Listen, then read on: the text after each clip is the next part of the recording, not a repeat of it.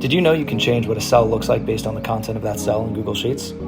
It's called conditional formatting. Let me show you how it's done. So we're going to select the cells we want to apply it to, go Format, Conditional Formatting, and now we have the conditional formatting, so we can choose the rules. In this case, we're going to hit greater than or equal to, because we want to show a different color background for each of these numbers.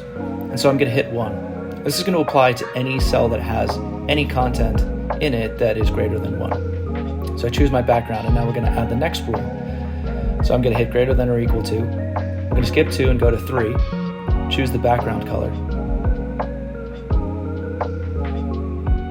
And then once we hit done, you'll see it's not applied yet. I have to drag it to the top so that it takes priority over the last rule. So now we're going to create one for 4. So I'm going to hit greater than or equal to, type in 4, choose the background color. And again, you see it not applying because I need to drag it to the top here.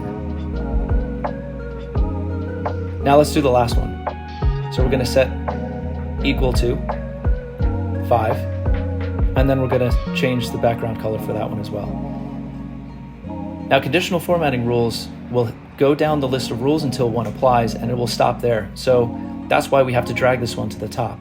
Now let's do the date. And we're going to highlight the background of the date if the date is past due. So we can go to a date is before rule, hit today or any other date, choose the background color, or bold, italic, underline, strike through, whatever, hit done, and now it highlights the dates that are past due. And so let's highlight the people who these tasks are responsible for. So we can hit text as exactly, and you can make it apply to exactly what's in a cell, and that text exactly.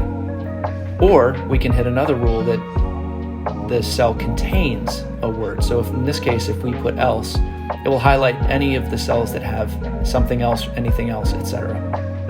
Set a background color for that one. And now we'll do one for all of the other cells. So in this case, as long as they have any content in them, as long as they're assigned to anybody, this cell will have a color. So now we'll choose a color for that one.